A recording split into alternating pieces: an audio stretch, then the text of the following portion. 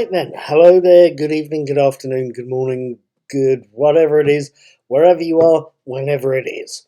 My name is Paul, I'm also called Knick-Knack, I'm also called various other things as well, and I do the daily teaser. It's a daily brain teaser quiz. You might want to have a look in the eye under there, because I'll try and put it in there in that little corner.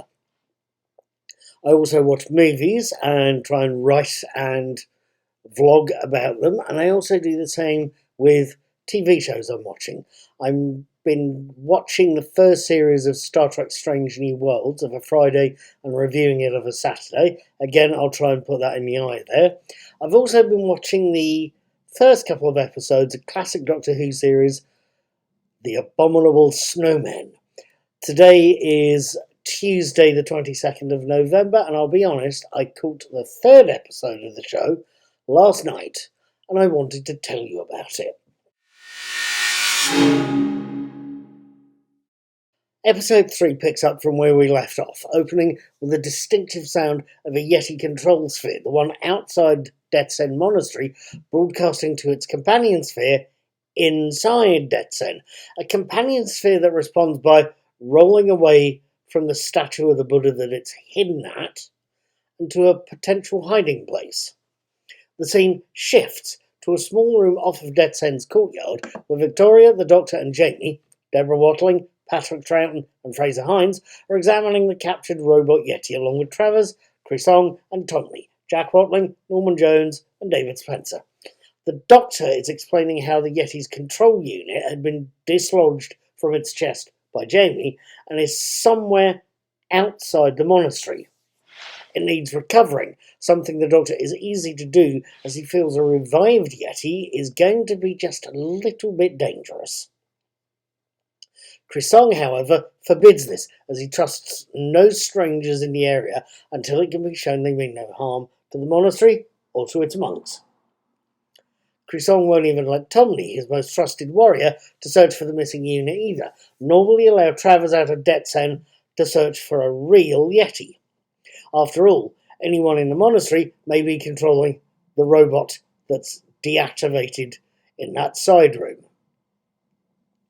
Back in that side room, where the Yeti, where the inactive Yeti is laid flat on a table, the Doctor, Jamie and Victoria are left discussing it and a control unit Jamie and Victoria had found in a cave, and that the Doctor had left by the self-same statue of the Buddha in the courtyard.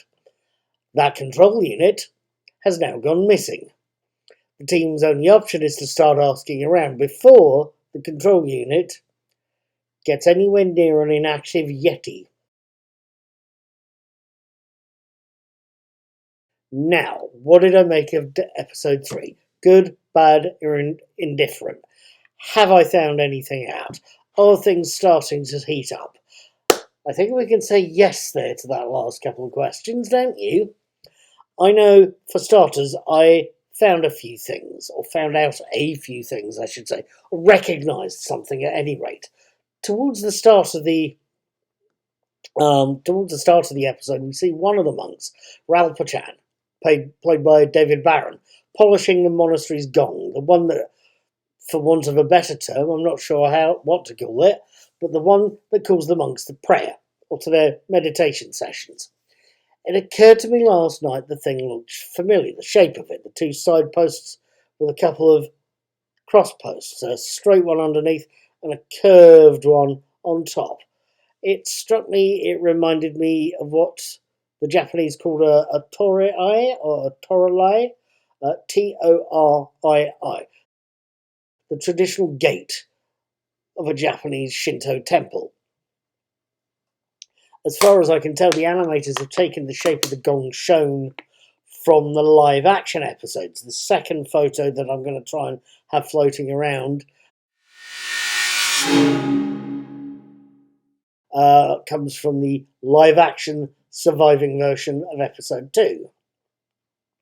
So I'm assuming the set designers for the original series either rented the gong from a props library, there's still a few around town I'm told, or they got it from the BBC props department, or they commissioned it specially for the Abominable Snowman.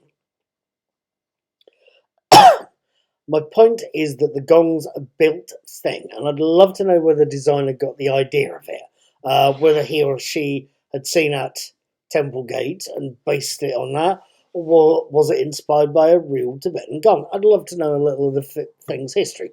If you know, please leave me a comment and a link in the information box under this video, or as a comment on the blog. I also did a little bit of Googling for the name Det Sen, the name of the monastery in the story.